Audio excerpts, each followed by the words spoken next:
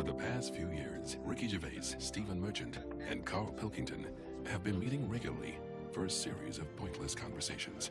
This is one of them. Testing. Is that right? Hello and welcome to the Ricky Gervais Show with me, Ricky Gervais, Stephen Merchant. Hello. And the little round-headed buffoon that is Carl Pilkington. All right.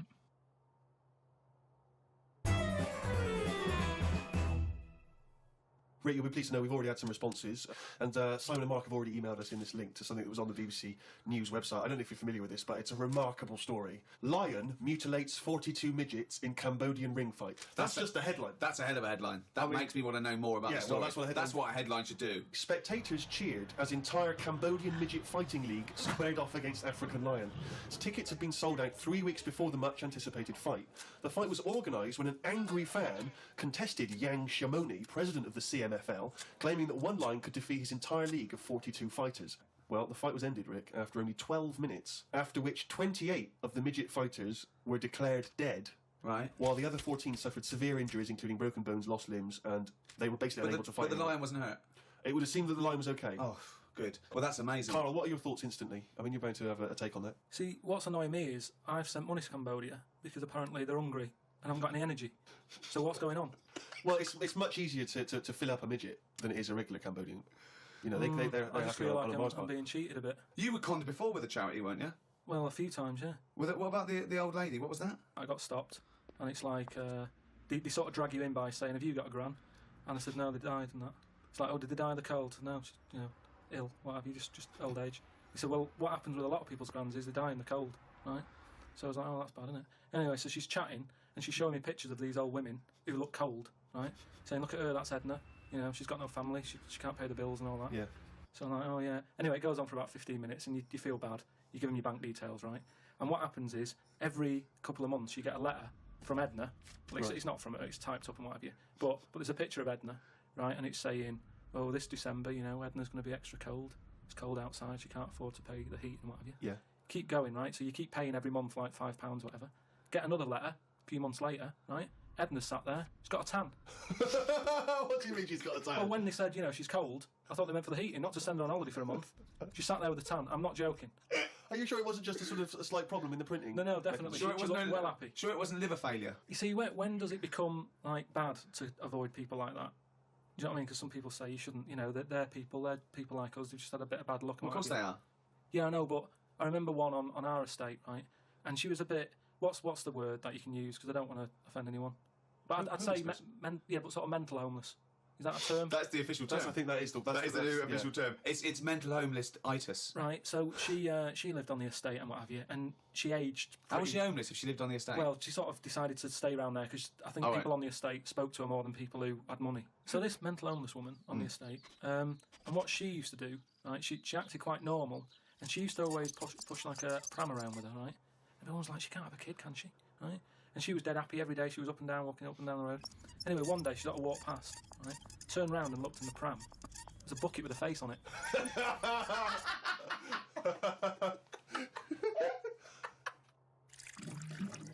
Rick, we've had an email here from a bloke. I think you're going to respect him, because I think you can tell straight away from his name that he's the kind of guy you'd want to hang out with. Go on. I know how much you love fun people. Yeah. Well, Paul, and he's calling himself this, Paul the Party Animal Parker. He's emailed in. He's given himself that moniker. Right, I assume they're in sort of like quote marks, They're are they? in speech marks, yeah. Paul the Party Animal Parker. And he's called himself that? Yeah. I can't wait. So when you picture him, what are you thinking? Millhouse. Right, okay. I think he looks like Millhouse from The Simpsons. Yeah. He's working in sort of an IT department, maybe? Yeah, possibly. Organisation? Oh, I think he might still be at school. Okay, right, yeah.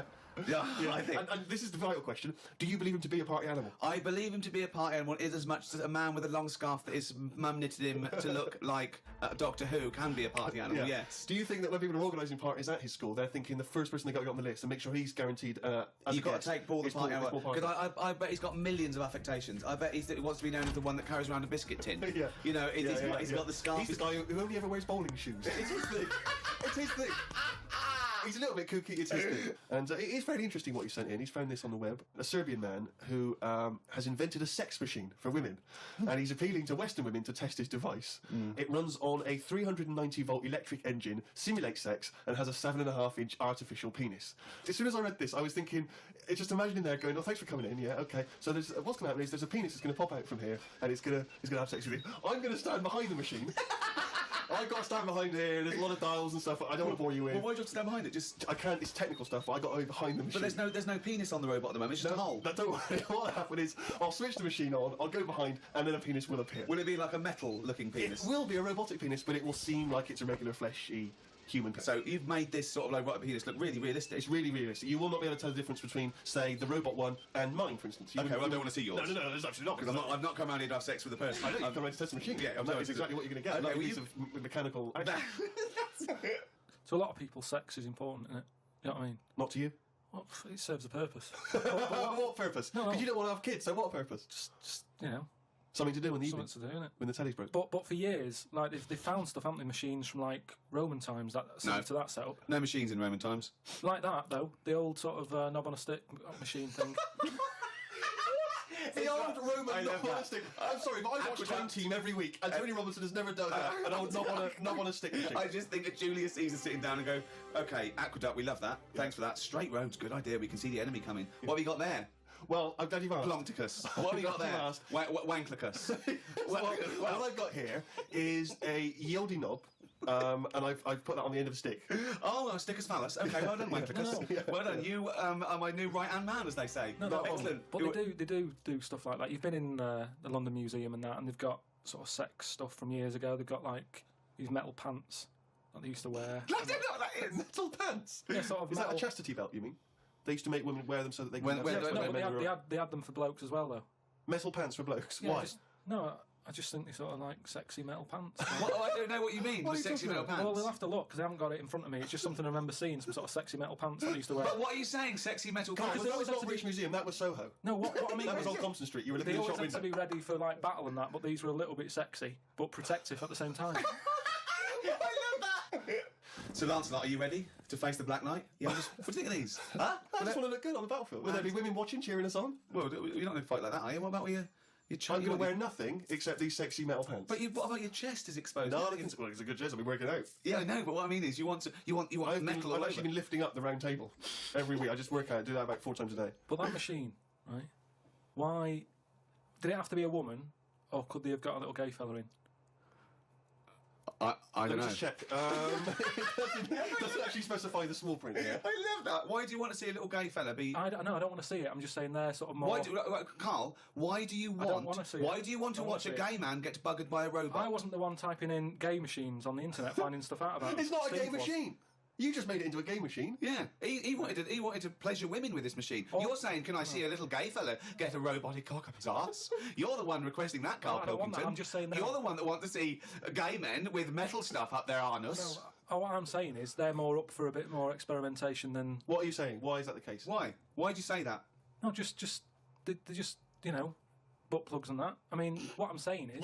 You can't just say butt plugs and that. I'm just saying that I reckon they'd be up for it. What do you know That's about I'm butt plugs? saying. I don't know anything about them. I just remember seeing an advert for some once in a sex shop. What are you doing? No, I wasn't. I was just walking past. I was walking past the sex shop and that, and Your eyes you sort of glancing, looking. glistening. Why were you walking past a sex shop? Just because I was on the way to work and that, and I passed one, and there was a little sort of one. It was open early, which I never understood. Right, it was about 8 o'clock in the morning. Right, I Who's thought, rushing out for who's butt plugs rushing that out? early Yeah, in the who morning, needs them now? Right, but I I sort must of get a had bagel and some poppers on the way to work. I walked past it and it had like a little post-it note or postcard type thing, and it was like pop in now, buy an item, chuck in some free butt plugs. And I didn't know what they for. I'd never heard of them before. But all I'm saying is I've since found out what they do with them. What and do if they they do that with them, then Yeah. give them a go on that.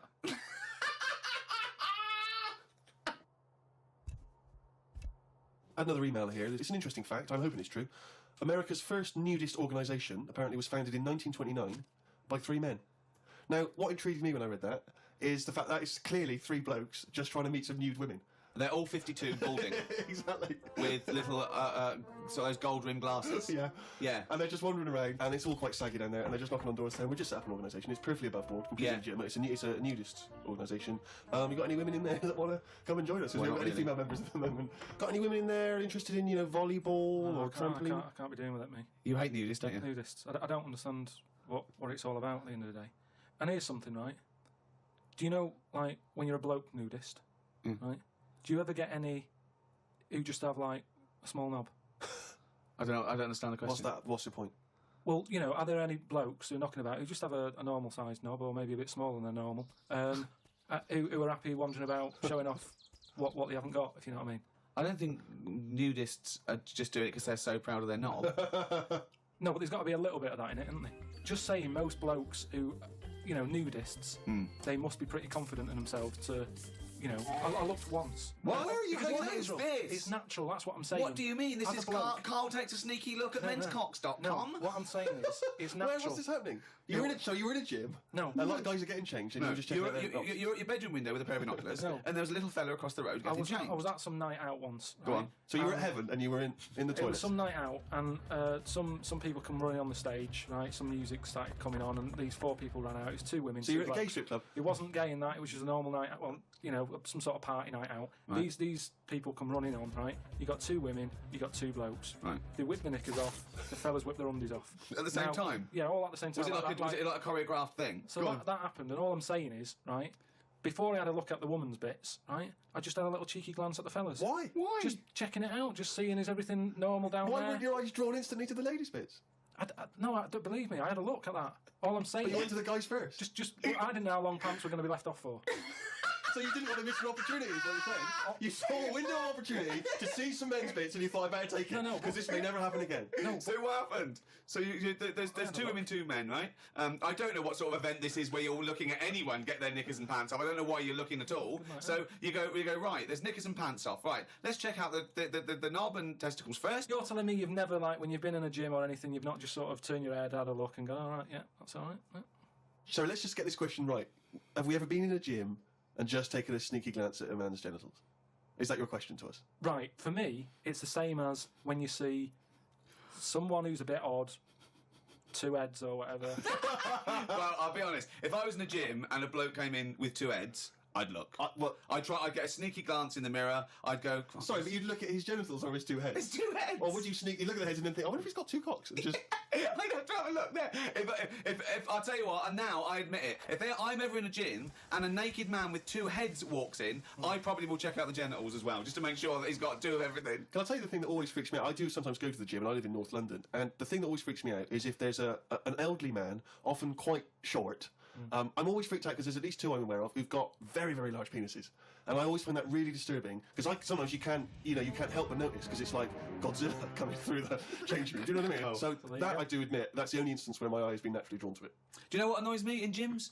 Where people walk around happily naked all the time whistling. They get weighed naked, pop a towel on and take off 3 ounces. How exact have those measurements got to be? Yeah. Do you know what I mean? Pop a towel on. I mean, unless you're going on the space shuttle, I reckon you could give or take a couple of stone. Yeah, exactly. Yeah. Absolutely right. Well, we've put that to bed.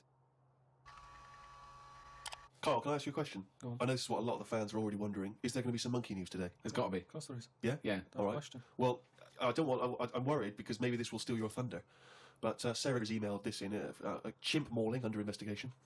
I know you're concerned, because this actually fuses 2 of our greatest features, Monkey News and Knob News, into one seamless whole. Oh. Investigators said they are trying to figure out how 2 chimpanzees that viciously attacked a visitor at an animal sanctuary escaped from their cage. This is the grim bit.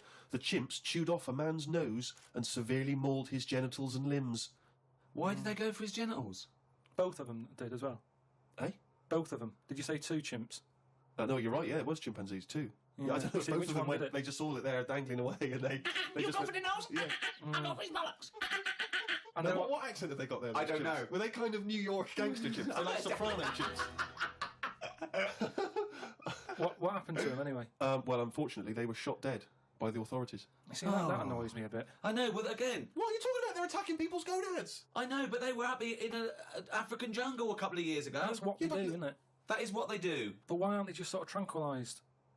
Where was Why this? am Was I this doing an this? Looks like it was my fault. Just because I happen to be reading. Sarah, who emailed it in, someone who should be getting a It just annoys me how one way it's kind of like, you know, we're trying to save the pandas, and then the next day someone's shooting them or whatever. I've talked about this before about St. George killed the last dragon, right? No, it didn't exist. It's the same thing though. No, there's never been any dragons. No. It's a mythical creature. Well, you don't By know mythical, that. it means we made this up, like the unicorn. Well, I don't even understand. What was your point about the dragon? What's that got to do with because this? I'm saying out like, why is it all right to be going around, going mental with a gun, shooting all the monkeys and killing them? Because one day we're going to run out. This was an animal sanctuary, though. So presumably they had quite a cushy time there, because most of the ones I visited, they've always got it easy. They're hanging around on tyres, they got comfy chairs, they're wanking. They're going berserk, they're loving it. But hang on a minute, you've just answered your own question there. You said they're in a sanctuary, so they haven't had a good upbringing. So they're going to be a bit more like madder than other monkeys, aren't they? Because that's where the ill ones go, isn't it? Sorry, what do you understand by sanctuary?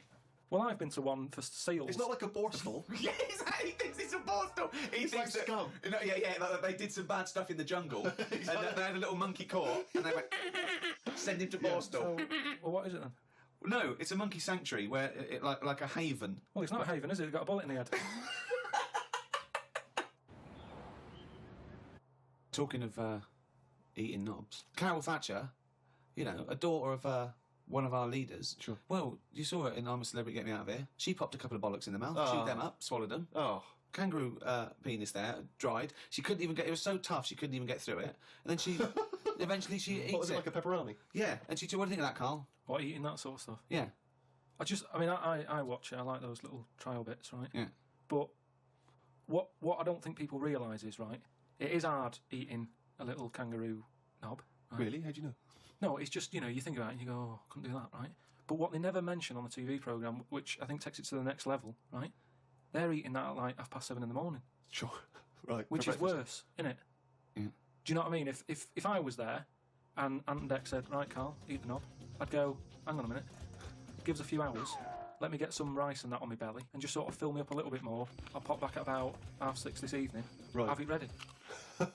And I'd be happier then. It's just that thing of, you know, You don't want to eat. You don't eat animal genitals on an empty stomach. So what are you saying? You could I'm saying like I could eat a knob at night, but just cut that there. We'll loop that. If any DJs are listening, just take that quote. I could eat a knob at night by Carl Pilkington. Maybe do a dance remix. Yeah, Just I think maybe you're sort of a house producer and you could maybe get some kind of high energy beat going, and then we could just send that out to some of the gay clubs. I'm sure it'd be really popular. Please, anyone send us, you know, that loop with a nice little, you know, funky house beat. Carl Pilkington saying I could eat a knob at night. Rick, it's that time again. It's what everyone's waiting for. Can you do the jingle for us? Oh, chimpanzee, that monkey news. Right, this week the monkey news is about, you know, we all know, like, you know, there's monkeys knocking about that aren't happy in this country. Sure. Aren't they? It is a big problem. Yeah, it's an epidemic. So they've set up like this place where they all go. The ones that aren't happy in the zoo and what have you, it's getting them down. They can phone a number and they'll come and pick them up. Pop them in this house place, right? And basically they can run riot in there. Yeah. They get freedom to sort of cheer themselves up. There's 3 people running this place, right? So these monkeys, big house and that, PlayStation, anything they want. gym, all that lot. swimming. Jim. One of them wanted to mess about with the woman's breasts. Right? Which woman's breast? The woman who works there, Right. right? And she was like, right, pack it in, you know, we've all had a bit of fun. He'd been in the gym and everything. She obviously, you know, got a bit excited and that. He was fired up and that, ready for some more action and that. He's trying to have a go on this woman's breast, right? She was like, Have a go. She was like, no, you're not doing that. Pack it in and all that. The boss who's running the place was like, come on, let him have a go.